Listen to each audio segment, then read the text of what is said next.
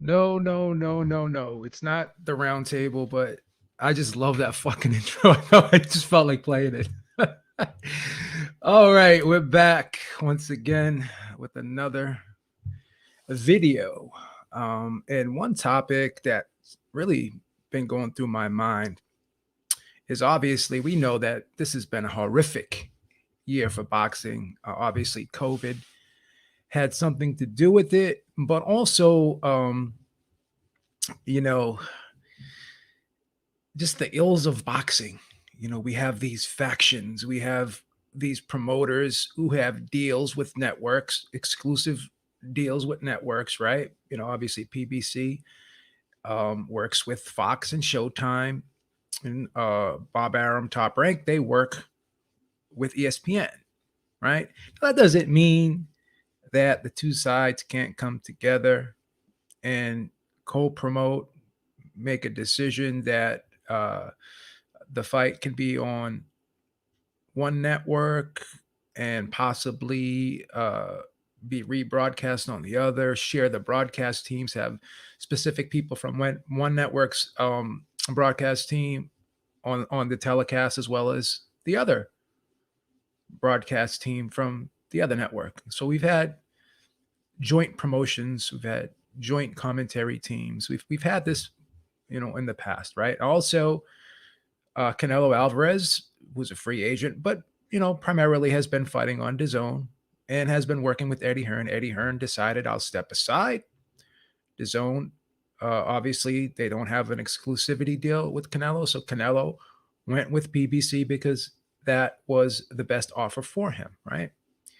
But this situation's a little different because Crawford is signed to Top Rank, and Top Rank does have that exclusivity deal with ESPN. And Porter is a PBC fighter. Al Heyman does have that deal, and PBC does have that deal with Fox and Showtime, right? So because of that, there seems to be an issue here. And you can say, well, people, why couldn't they work something out? Why couldn't they co-promote? Why couldn't they make a decision on, you know, who could put up the most money? Well, they tried all that, and we end up with this purse bid situation. Obviously, back in July, the WBO ordered the fight between Crawford and Porter. For whatever that means, just because a fight is ordered doesn't mean that the fighter who is the mandatory can't withdraw from the fight, right? We've seen that happen before. Seen that happen several times. So there's no guarantee just because the WBO ordered Porter to fight Crawford that he cannot withdraw from this. And I'm not trying to be a negative Nancy here, but again,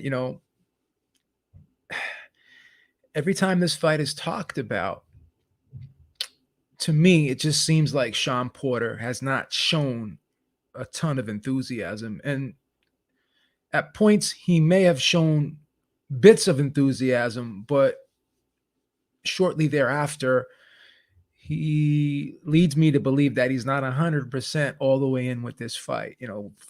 When WBO first announced it, I think back in July 22nd, Sean Porter tweeted he was excited, and then shortly thereafter he removed the tweet. I don't know if he was advised to pull the tweet down, but nevertheless, it was bizarre that he would pull that tweet down. So all of a sudden, you're not enthusiastic about the fight, you're not happy about the fight, you're not excited about the fight. And as I said earlier, right, this has been a horrible year. A lot of fights have fallen through, right? We've gotten our hopes up high for fights like Fury, Joshua. Well, I really didn't get my hopes up high for that. I didn't think it was going to happen, but many others got their hopes up high for that. Fury, Wilder 3. I was excited for that. I'm still excited for that, and I'm still not sure that fight's going to happen in October because, again, Fury is very erratic. I'm a huge Fury fan, but I still don't know what Fury's going to do, right? So that fight is I'm waiting for that fight, and many other fight fans are waiting for that fight with bated breath. We don't know. Just don't know what's going to happen because it's Fury. Obviously, Spence Pacquiao did not happen. Also, we got the great unification this year between Josh Taylor and Jose Ramirez. That was a very great fight. It was an awesome fight. There's been a few bright spots, but this Canelo fight is going to happen in November with Caleb Plant. So that's a bright spot.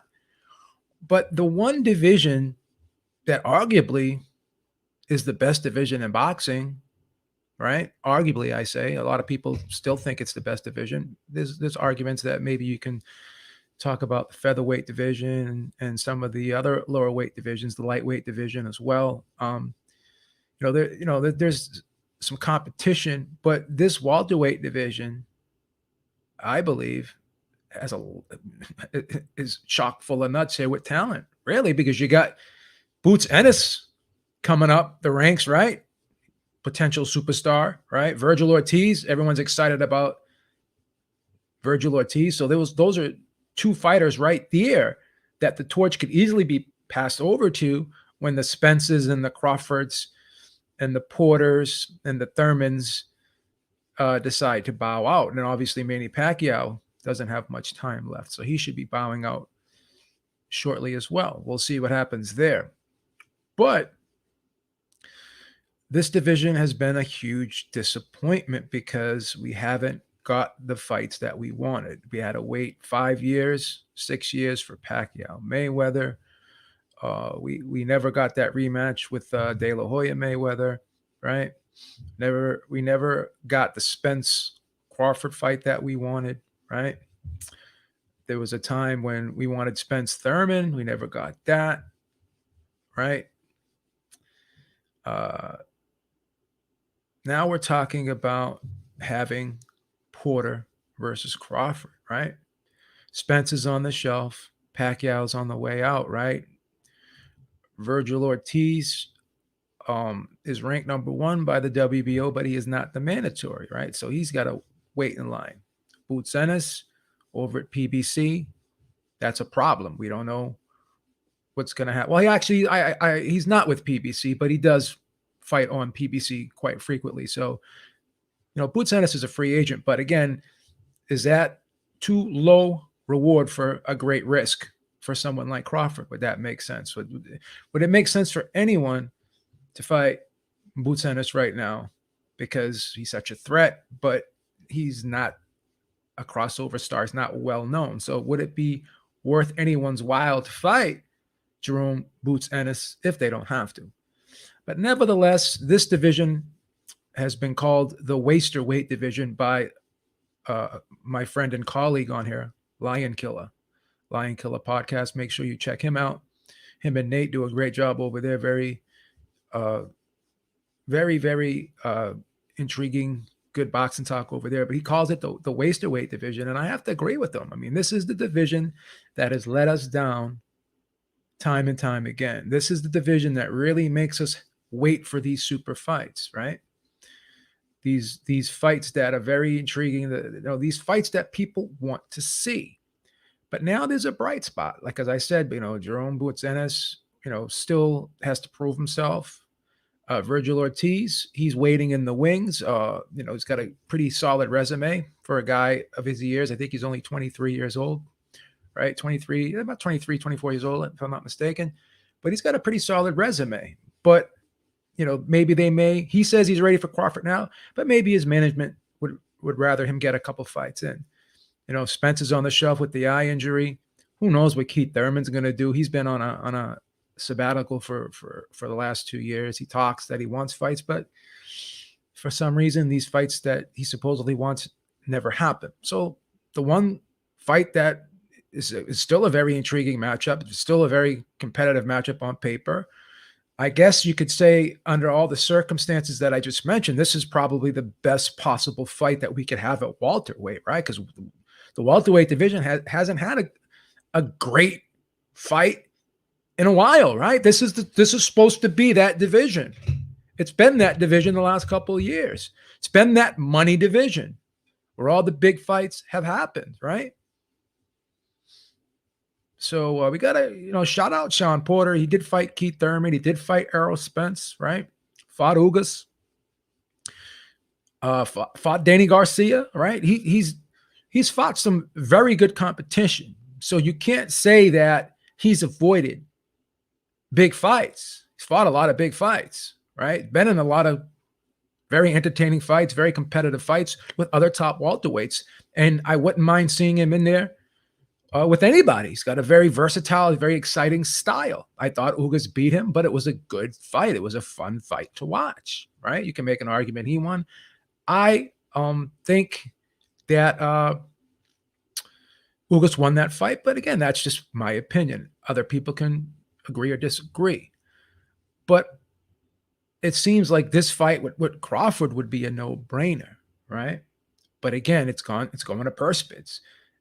And people are excited, like, oh, okay, well, Porter's the mandatory now, so that fight, he has to fight Crawford, right? That fight has to happen now. Oh, it's going to purse bids? Oh, well, they have to work out a deal. Someone's going to win the purse bid, and they're going to have to. No. It's not that easy, guys. Porter could just say, fuck it. Fuck it. I don't want the Crawford fight, right? I'd rather have a rematch with Ugas, who I think would be an easier fight, and I can win a title there. Then I win that WBA title, and then when Spence comes back, I can fight Spence for 2 more belts, right? That could be the plan. Who knows? I mean, I'm being a negative Nancy, but behavior is proof. Empirical data is real, and we got to look at history. We have to look at how things have happened over at the PBC. I mean, obviously, even Eddie Hearn admitted this, obviously promoters would rather do in-house fights. All of them would. But at what point do you exhaust all those options of in-house fights? Okay. Right.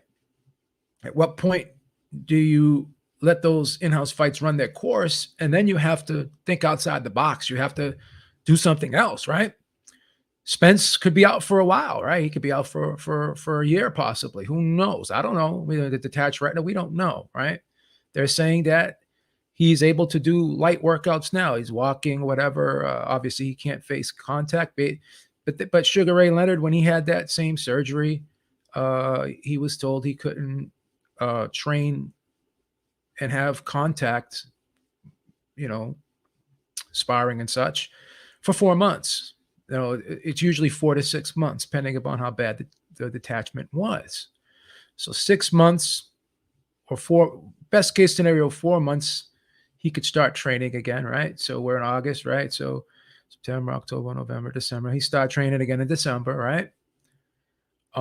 He'd have to get a fight ready for himself. But obviously, he'd want a big fight, right? So who knows? I'm assuming he'd want that Ugas fight, right?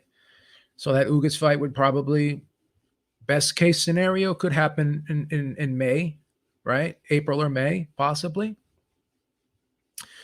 But we don't know. We don't know how long he's going to be out. We don't know how long he's going to need to recuperate. So that would tie up Spence and Ugas.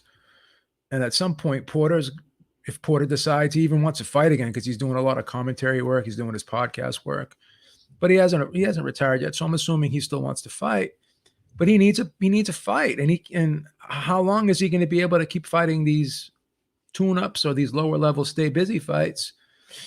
And how long is Fox, Showtime, or PBC going to be willing to pay him for these types of fights? At some point, he's going to be called upon to fight a tougher fight.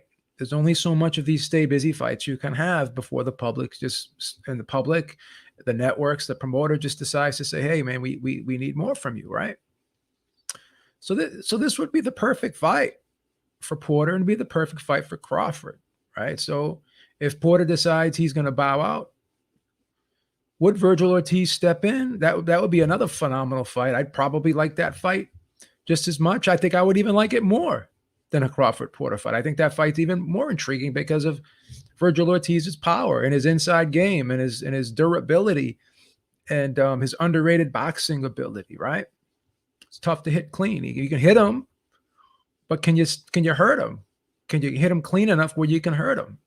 I think his defense is underrated. I think he rolls shots. I think he partially blocks shots. I think he tucks his chin pretty well.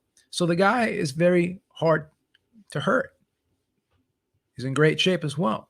So that's an intriguing fight. But this purse bid is supposed to be broadcast live. WBO is going to broadcast it live on its Facebook page. So Facebook Live, it's going to be on Facebook September 2nd, right? And I know Porter has complained about the money in the past, but we're going to see. This is going to be like an auction, right? We're going to see who bids what. I know Top Rank has said they're working hard to make this fight, right? We haven't heard too much about Eddie Hearn. I'm sure he'll throw his. I'm sure he'll throw his hat in the ring, right? I'm sure he'll do that, right? So we'll see what Eddie Hearn decides to do. But Eddie Hearn does have all that DAZN money. So if these other guys can't put up the amount of money that's required to put this fight on to make both fighters happy, I'm sure Eddie Hearn and Matchroom could step up to the plate and use some of that DAZN money. But like I said, I'm not going to hold my breath until I find out that the contract is signed, because we thought things were going to happen. We were so sure. Well, I wasn't, but people were so sure that Joshua Fury was going to happen. They were so sure that Wilder Fury 3 was going to happen, and we're still waiting for that one. Pacquiao versus Spence, Pacquiao versus Crawford. We've had our hearts broken time and time again. And the majority of the times it's been with this division, Pacquiao, Mayweather. It's always been with this division. This division has always had us wanting for more, right? And we're still wanting for more with this division. So I don't know, man. Let me know what you guys think. Let's do a poll in the chat. We'll do 2 polls in the chat, actually. Let me just pull the channel up here real quick. We'll do 2 polls in the chat. 1 second. We're going to do 2 polls in the chat. So the first poll is going to be, who will win the purse bid?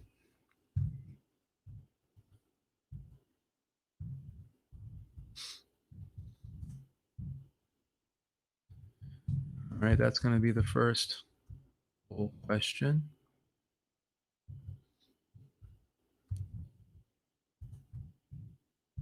Bank, BBC, and we'll put Matchroom. Those are going to be the 3 big players, right? So that's going to be one poll. Another poll, will the fight happen?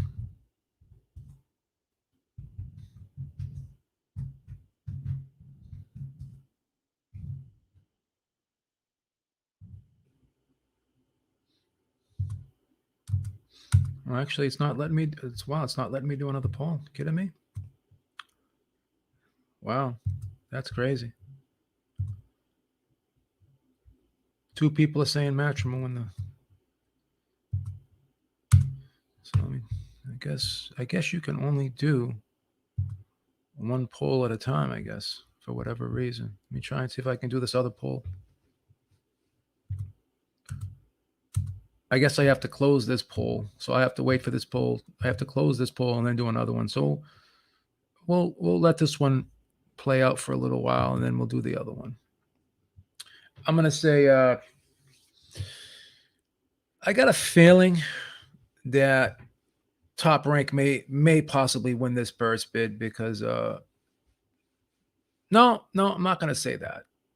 I'm gonna say Matchroom will win this, because again, they have that big Fury Wilder fight. It's gonna exhaust a lot of money and resources. So I think Matchroom will win this purse bid. I wouldn't be surprised if this fight's on DAZN. I wouldn't be surprised if this fight is on DAZN. JC says I don't have Facebook. Well, I'm sure that someone will re-upload the whole purse bid broadcast up to YouTube, so I wouldn't worry about that. Guys, make sure you hit the like button. Make sure you feel free to give us a super chat, donate to the channel. We were putting a lot of work in here, a lot of time and effort. We got to pay the bills, so any any super chats, any money that you decide that you want to donate to the channel, make sure you go to manscaped.com and enter the promo code Ringside Reporter. We need one more sale to get off our probationary period with Manscaped, and we'll have them as an official sponsor. If someone could buy one more product for us, you can buy anything, whether it be a t-shirt, clippers, boxers, whatever you want to do. It'll help us. So please support the channel with likes, share the video, help out the channel with super chats, help us out with the Manscaped purchase. Make sure you enter the code Ringside Reporter. It helps out the channel, and it, like I said, keeps the lights on. All right. So yeah, so again, because the fight was ordered, because there's going to be a purse bid, both fighters still have to agree to the fight. Porter could withdraw. He's already complained about money a few times. Both sides have gone silent, really. Now, some people will say that's a good thing, because when people talk too much and put too much out in the press, that's a sign that the fight's not going to happen. When the sides go quiet, that means they're actually trying to work out the deal. But there's really nothing to work out now. I mean, we have to wait for the purse bid, right? We have to wait for the purse bid. So that's the thing. Salute, Maestro. What's up, brother? How you doing? Yeah, so again, it's all going to come down to the dollars, right? And Trilla won the purse bid, and we still didn't get that Kambosos Teofimo fight. So, yeah, Arum will still get his cut because, again, and PBC, I'm sure, well, I'm not so sure, because if whoever wins the purse bid will be promoting the fight exclusively, right? So Porter would have to pay a portion of his purse to the promoter as well, I would assume, right? Or maybe not. I don't know how that would work out. Well, no, yeah, he would, because the promoter would be paying Porter as well. So whoever wins this purse bid is, they're gonna get a cut.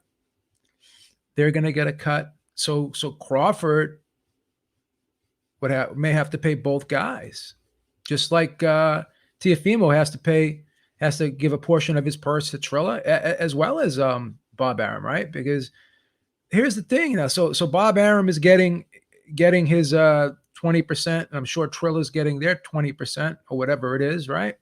So that's 40% of Teofimo Lopez's purse that's down the drain. So did it make sense to go over and fight Trilla at the end of the day when you have to pay two promoters, right? So we'll see. So if whoever wins this purse bid, both of these guys are going to have to pay a portion of their purse. Porter's going to have to pay a portion of his purse to Al Heyman, because that's his advisor, right? And he's going to have to pay a portion to his purse to whoever wins the purse bid. Crawford's going to have to pay, Bob, and he's going to have to pay the promote. When I say pay, I mean a portion of their purse is going to be taken out. So Crawford, whoever wins the purse bid, the promoter is going to take a portion of his purse, and he's going to have to give a portion of his purse to Arum, because he's got a promotional deal with Arum. So either way, Arum's going to get paid, and either way, Al Heyman's going to get paid. The only two people that get hurt here are the fighters, because if this was an in-house fight, they would only have to pay, like Crawford would only have to have a portion of his purse being taken out by Top Rank, right? So that's 20%. But now so it's not a good thing that this goes to purse bid's not always a good thing, right? Because you can end up making less. So who knows how much is going to be bid on this fight? Crawford could be making less. And once again, Porter could be making less. So Crawford has a mandatory minimum with Top Rank, but that gets thrown out the window, bro. That gets thrown out the window, because whoever wins this purse bid, they're going to determine how much Crawford's going to get. So I think with the purse bid, it's going to, what is it going to be, 65, 35, if I'm not mistaken? Is that what it usually is, 65, 35, right? So Crawford could be making, because of this situation, Crawford and Porter could be making less than if they were just able to hash out a deal, right? So because of that, both guys could be unhappy with what they're going to make, right?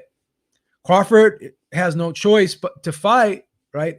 He'll have no choice to fight because the mandatory will be ordered, but Porter could always withdraw from the mandatory status and say, fuck it, I don't want to fight him, right?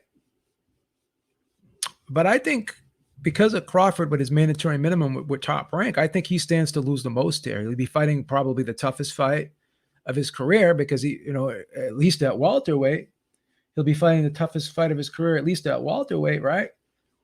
But he could not be making what he normally would be making for probably an easier fight. He could have had an easier fight for more money, but now because this is a purse bid situation, he could be losing out on the deal because now a portion of his purse goes to Bob, portion of his purse goes. So it would behoove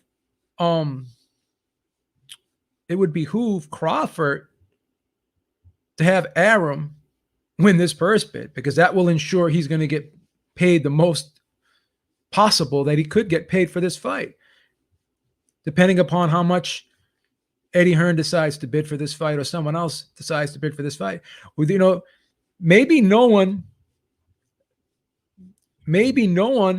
will bid for this fight except for Top Rank. Maybe no one else would want it. But I kind of think that the Zone would want this fight. I think Eddie Hearn may want this fight because if you think about it, right, we saw that, Crawford's deal is going to be expiring soon.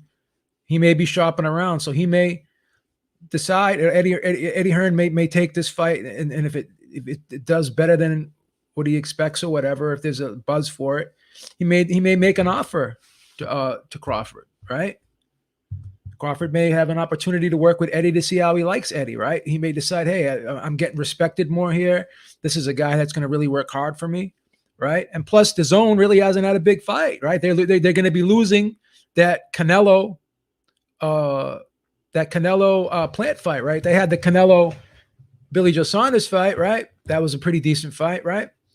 But outside of that, they haven't really had a big fight. They're going to be having Joshua Usyk, but I don't know if there's going to be a buzz for that.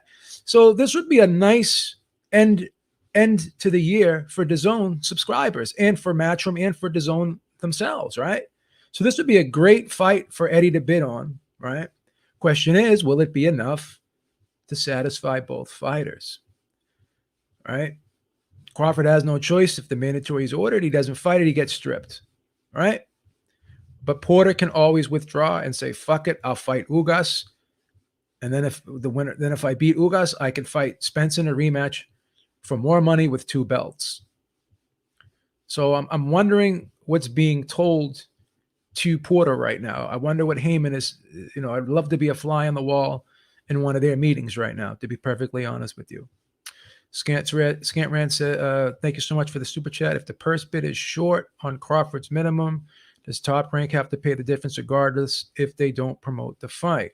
I believe no, because if they are not promoting, the promoter pays the fighter. If the promoter is not putting on the fight, then they don't have to pay the fighter.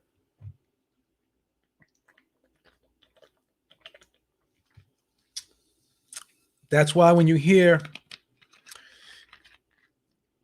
Matchroom, when they made offers to Deontay Wilder, right? They were going to pay his purse. They made the offer. So the promoter pays the fighter. The network pays the promoter, and the promoter pays the fighter. So if the promoter is not putting on the event, then they don't have to pay the fighter. But the fighter would have to pay the promoter because, again,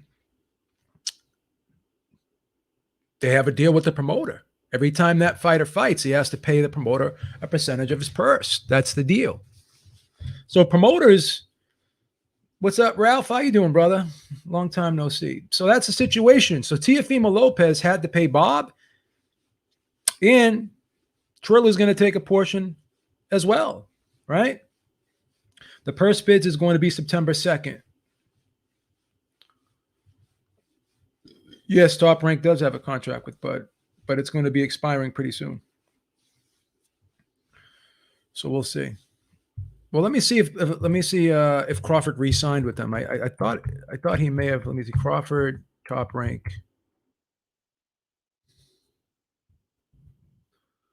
Top Rank contract.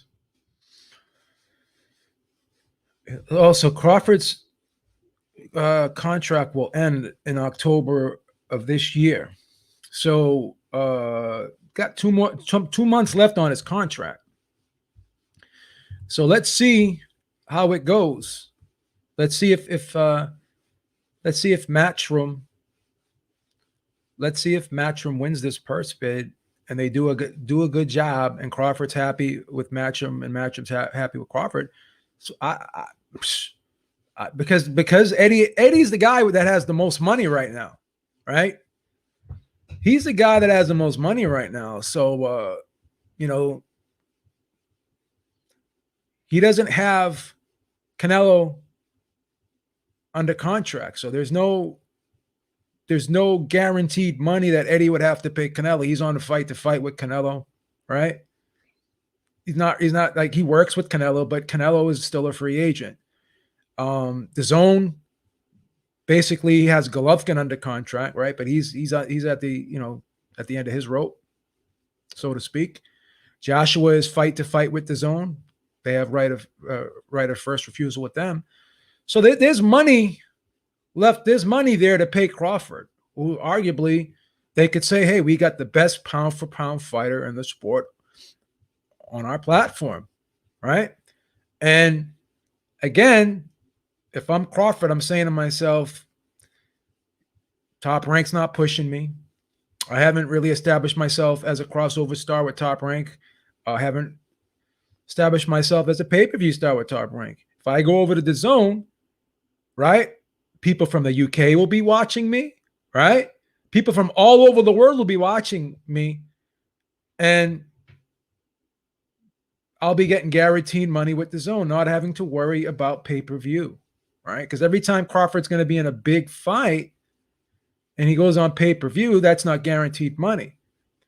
Now, a fighter like Crawford would benefit from a DAZN deal if he could get some good guaranteed money, right? If he worked out a deal where he could get a good amount up front for every fight, I think he's making $3 million a fight over at Top Rank, if I'm not mistaken. What if the Zone gives him 5 or 6? All right, it's a good deal. A good deal.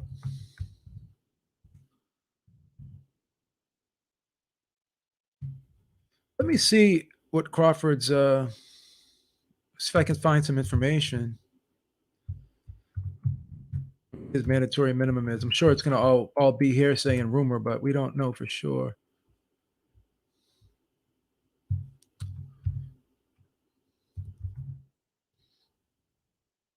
Who's Crawford? Let's look at Crawford's last. Crawford Avaluskas purse. Let's see how much he made for this fight reported. Oh, wow. Okay.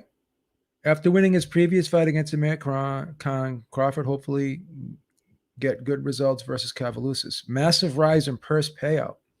So I guess Terence Crawford got $5.5 million to fight Cavaluskas, and Cavaluskas got $1 million. That's what's being reported here, right? So $5.5 million to fight Cavaluskas. Wow. Now, is he going to make $5.5 million to fight Porter? So once again, he's in an easier fight with Cavaluskas, with all the respect. Cavaluskas is a solid guy, but I still think Porter's a tougher fight, and he's a better fighter than Cavaluskas. So I'm curious to see how much is going to be bid on this fight. Wow, that's interesting. Terence Crawford. So he basically was getting $3 million a fight, Crawford. I believe that was his guaranteed million, if I'm not mistaken. But it was increased to $5.5 million. for whatever reason. So, and then Terrence Crawford said, I'm not taking a pay cut. This is an article on July 16, 2020. Goes, this is what he said. Because I'm not taking a pay cut. It's in my contract. My contract states I'm not taking any pay cuts. If we have to fight for the minimum, so be it. Okay. So I'm trying to figure out, the Nebraska native earned over $4 million for late December. Crawford at a minimum of 5.5 versus Amir Khan. So first of all, this article is saying that he got 5.5 versus Amir Khan, and the other article says he got 3. So again, these numbers are all over the place. But yeah, Crawford's getting paid pretty well over there, regardless of who he's fighting. So he got 5.5 for Kavaluskas, it says, and he was getting $3 million for all his other fights. So let's take a look at Crawford real quick. We'll look at his. See if we can find his purse history if we can. Now I'm being a manager. I'm counting another fighter's pockets, but I find it interesting, the business of, like, a lot of people, they frown upon the business of the sport. I like it, man. So let's see what his Crawford's purse against Cal Brook was.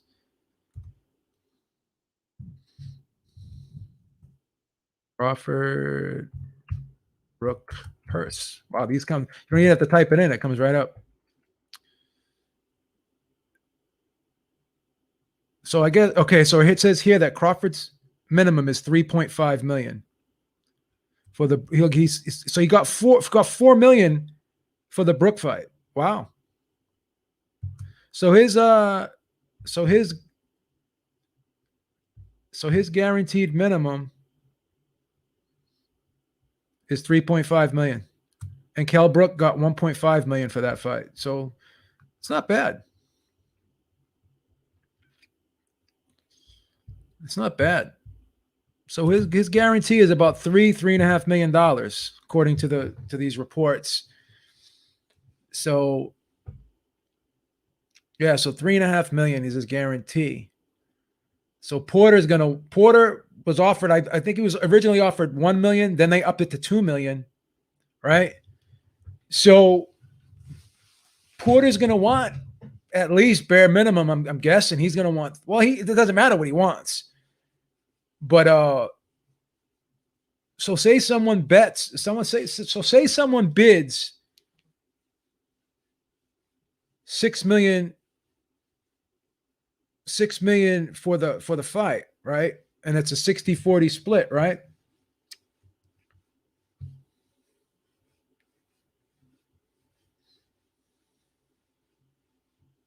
And it's going to be a 60-40 split. So Porter would get 2.4, right?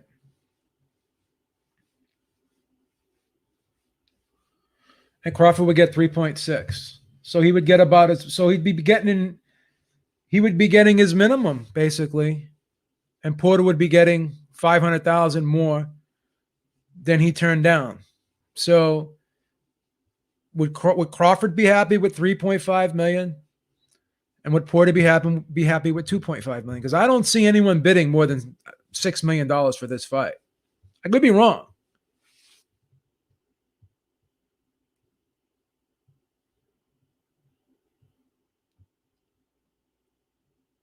I could be wrong. So if someone were to bid $6 million for the fight, Crawford would get his minimum, and let's see let me see what the percentages will actually be here. So WBO purse bid split. Let's double check that. Let's be accurate here. Yeah, it's 60-40. Yeah, they called for a 60-40 split for this fight.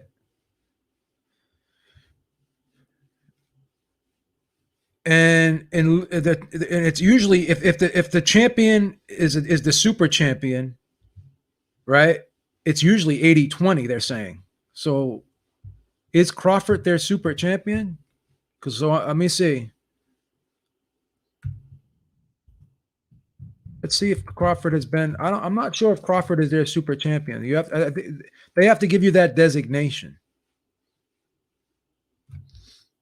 So it's generally, if the fighter is a super champion, it's 80-20 for purse bids, but in this case, it's 60-40. So I think the WBO really wants to make this fight because they haven't had a big fight in a long time, right? A lot of these sanctioning bodies are chomping at the bit for some big fights because the sanctioning fees haven't been coming in because of all these cancellations and because of the COVID and the lack of big fights happening. So I think the WBO stepped in here and said, you know what, we need to get some fights on the docket here. We need some big fights here, you know. Let me see what we have here.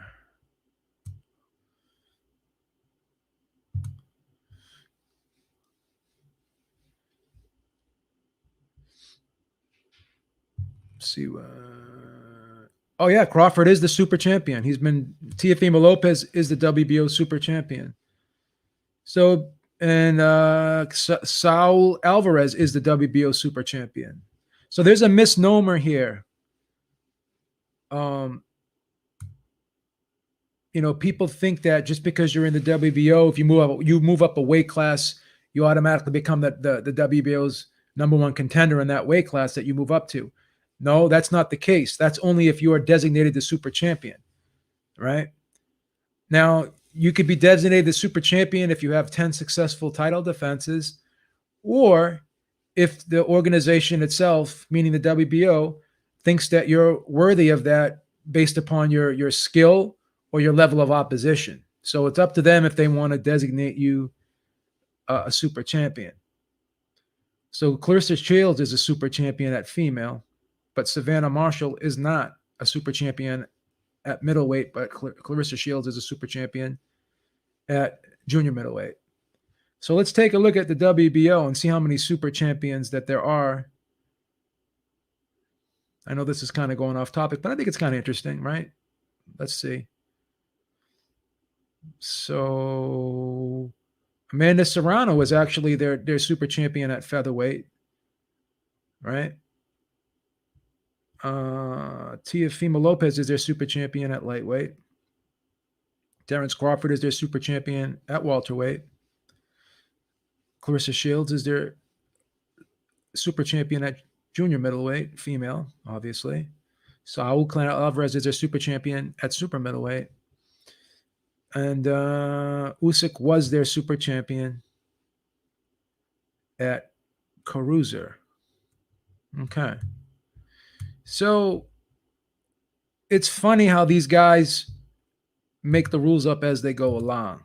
So technically, it was supposed to be 80-20, but they changed the rules specifically for this fight. No, Porter's not even a champion. Porter's not a champion at all. Yeah. He's not a champion at all. All right, so this poll, we only had 25 votes for this poll, but 64% of you said that you believe Matchroom will win the purse bid. 36% said PBC will win the purse bid, and 0% said Top Rank. So there's zero faith in Top Rank right now. So let's end this poll, and then we're going to start another poll. Will Porter Crawford happen? We'll find out. Find out if it's going to happen.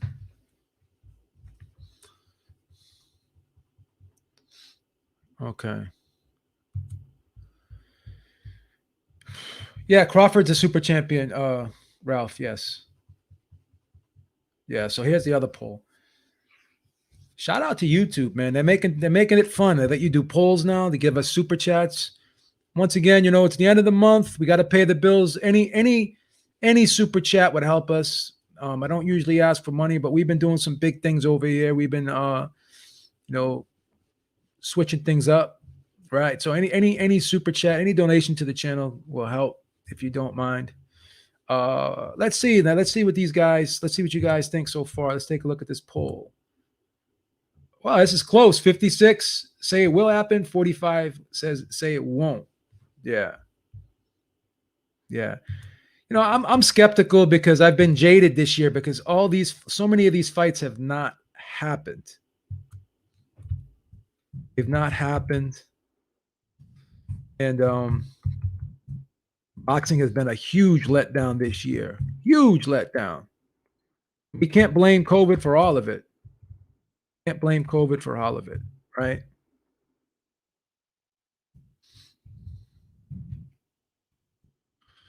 No.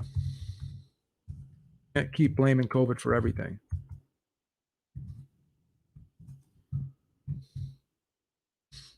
So we'll see.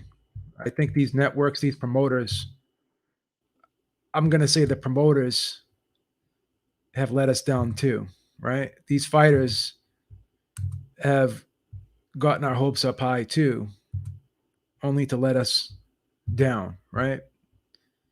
Boxing has not been fair to the boxing fan. Now, do the boxers owe us anything? No, but we do pay the tickets. So Aaron Daly says he'll take a pie if the fight does not happen. He says he'll take a pie if the fight does not happen. Somebody's going to get blamed. Somebody's going to get blamed. Right? We know that. Somebody will get blamed.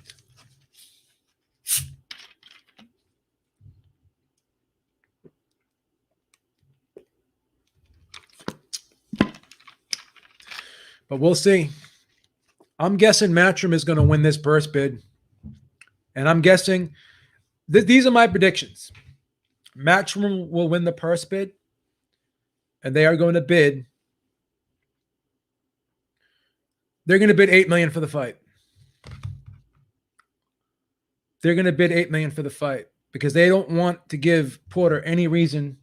And again, I'm being harsh on Porter, but he's the only one who's been complaining about he's the only one who's been complaining about the money. He originally said, "Oh well, I stopped talking about the Crawford fight because he was talking about fighting Pacquiao, so obviously that would be a bigger fight for him." Blah blah blah blah. Then he said the money. First, he said the money wasn't enough. Then they increased it to $2 million. Still wasn't happy with that. And then he also said, "Well, I'm going to step back because I know Crawford wants to fight Pacquiao." Then the Pacquiao fight never happened. Then he tweets out once the WBO mandated. He tweets out he was excited. Then he pulls that tweet back. So Porter seems very indecisive about wanting this fight. So like I said before, and I hate to keep repeating myself, I would not be surprised if someone's sitting there behind the scenes telling him, why don't you fight Ugas next? And then the winner of that can fight Spence. But I know Ugas is saying he wants to fight Spence next. So I don't know if Ugas would want to fight Porter next. But again, they're both PBC fighters, so they could be talked into it. They could say to Ugas, "Hey, we'll give you a great purse to fight Porter while you're waiting for Spence. And then if you beat Porter, then you can go ahead and fight Spence." So you have two big paydays for the price, two big paydays instead of just one big payday, right? So Porter got options. People can say whatever they want. Even though Crawford may not have the best of options, right? Once again, guy's getting $3.5 million no matter who he fights. He could fight the guy working at 7-Eleven, fucking ringing up your fucking Skittles if you wanted to, and still make fucking $3.5 million. So it doesn't matter. Doesn't matter.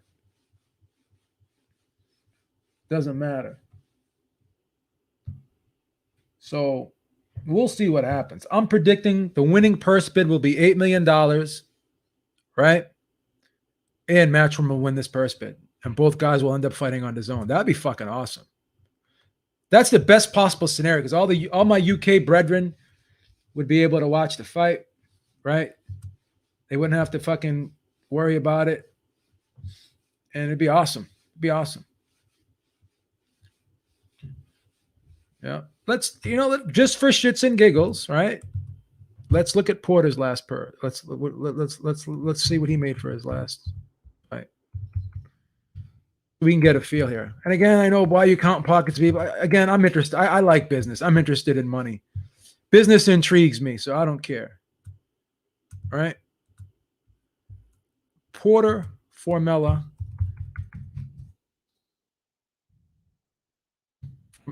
You don't even have to finish typing up the name, and it already gives you that option of purse. So a lot of people. Okay, so Sean Porter made 1.2 million in his last fight against Sebastian Formella, but he turned down 2 million, or he wasn't happy with 2 million for Porter. So he made 1.2 million, as reported. But then you have these rumors. Oh, well, the PBC Al pays these guys back end money. Blah blah. Who knows? I mean, but I can only go by what's reported here. Let's do Porter Spence, which is probably Porter's toughest fight to date, right?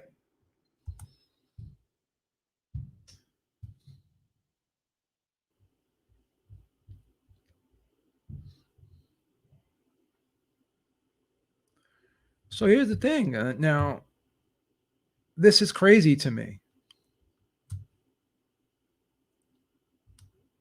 So when Spence and Porter fought, it's telling me here.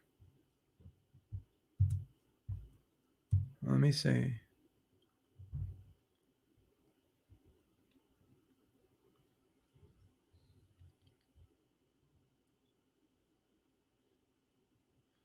So the guarantees were 2 million, right?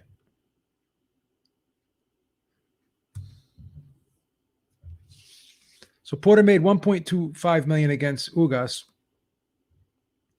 and he made 1 million against Danny Garcia. So, but he got a back end of the pay-per-view on the Spence fight. So let's see Spence Porter pay-per-view.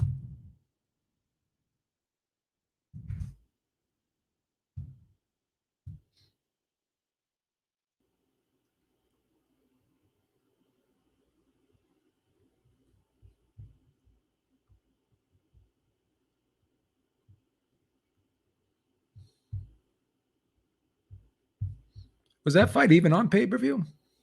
Oh, yeah. Okay. So they're saying that fight did 300,000 pay-per-view buys. That's what it's being reported at here. Porter Spence, which isn't too bad, right? So if you do the math, so 300,000 times 75. So that's 22. So times 40%. It's 9 million right there. Left over for the fighters. Porter gets 0.40 of that. Wow. Yeah, so they made some good back end money. Some good back end money.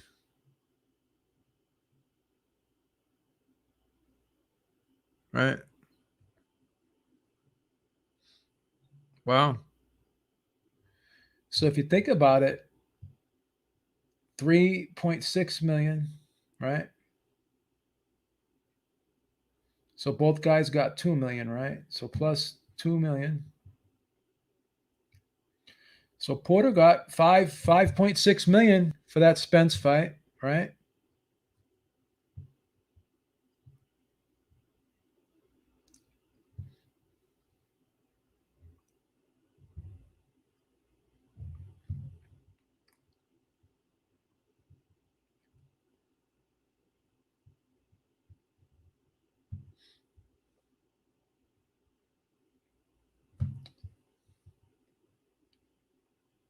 And wow. And Spence got about 7.4 million, right? Wow. Those are some pretty substantial paydays. So Spence is getting paid. Spence is getting paid, folks. All right. Afro G says, I should go back here. Let me get your super chat here, Afro G. Let me say, what would be Crawford's best move if the Porter fight doesn't happen? Move up? Ah, shit. Fight Virgil Ortiz. Fight Virgil Ortiz. And if that fight goes to purse bids, the zone would definitely pay for that one. The zone would definitely pay for that one. So these PBC fighters are making decent money, right? If when they're on, like people talk about the pay-per-view and all this and that. So Porter made some decent money, and Crawford and Spence made some decent money because that pay-per-view did pretty well, right? Did pretty well.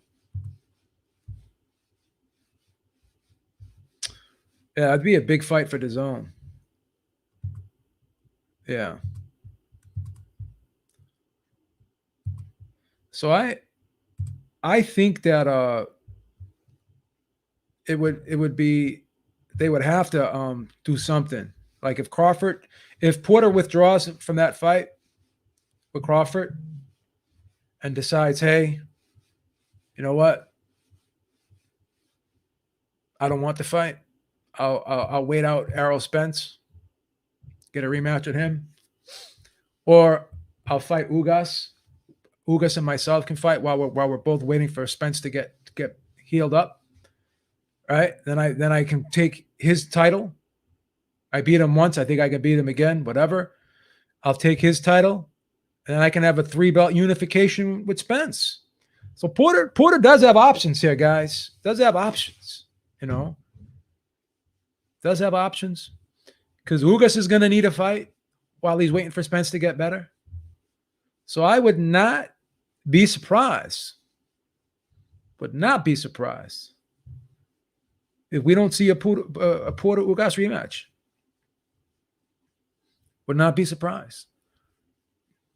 There may be a little bit of a buzz around Ugas. I'm not saying Ugas is going to be a star overnight, but there may be a little bit of buzz over Ugas because of his victory over Pacquiao.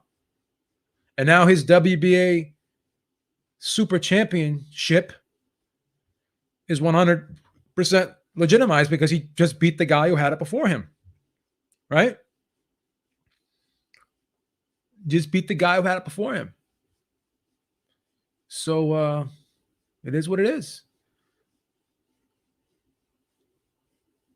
I talked to Castillo Clayton last night, and he informed me of the ducking by Boots Ennis multiple times and all the other 147 pounders. This is from Jeff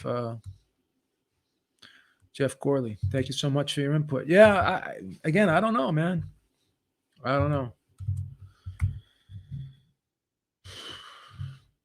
I don't know.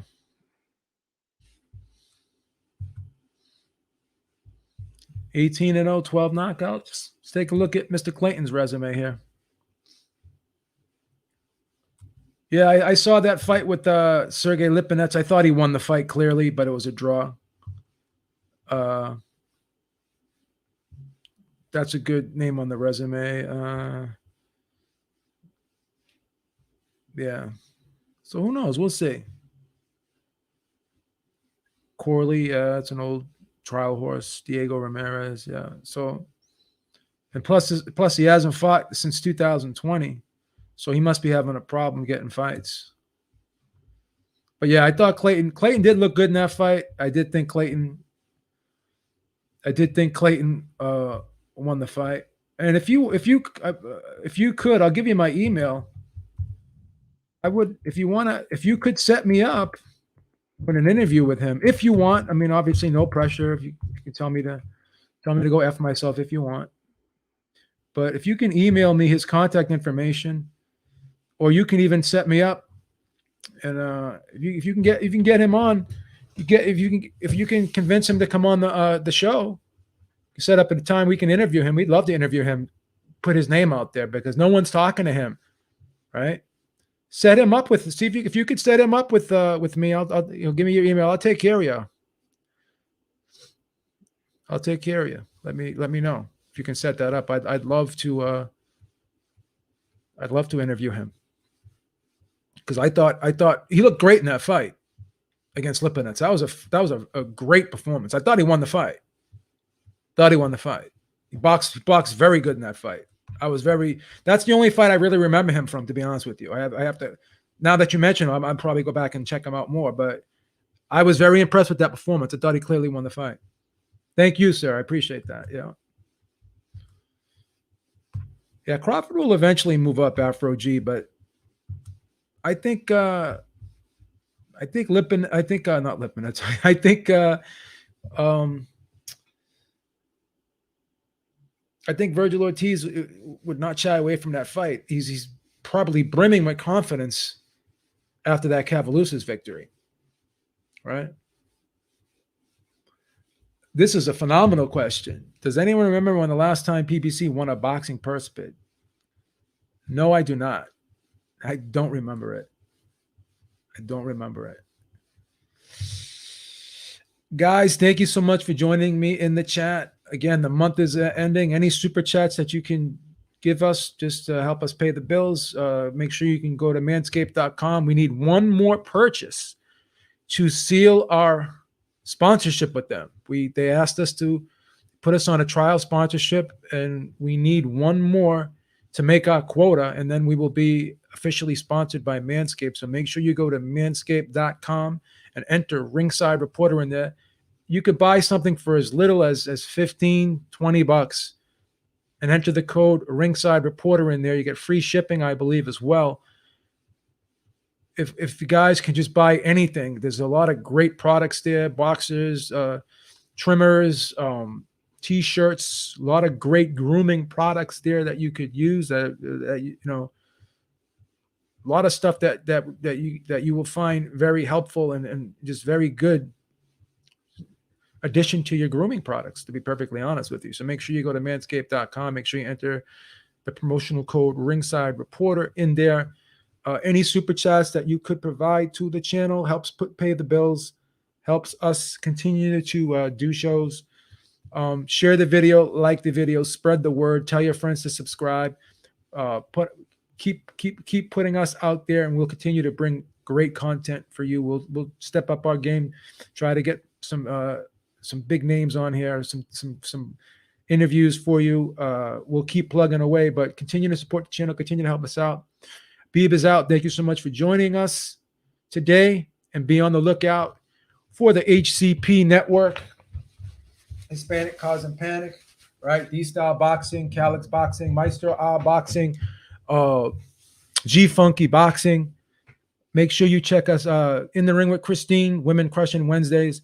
Make sure you check us out every Sunday, 6 p.m. Eastern Time, myself and Eric Lauder for the Ringside Reporter podcast. Make sure you check out HCP on Monday, Tuesday, Wednesday, and Thursday, actually. Right? And Thursday is the show that I'm on with HCP, the Roundtable. And we just did the Roundtable last week on my channel. I don't know where the Roundtable is going to be this week, but I'll definitely keep you guys posted.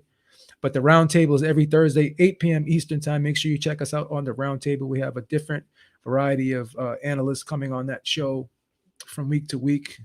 And that's a great show as well. So until next time, Beaver's out. Talk to y'all soon. Peace. Have a great day and stay safe as always.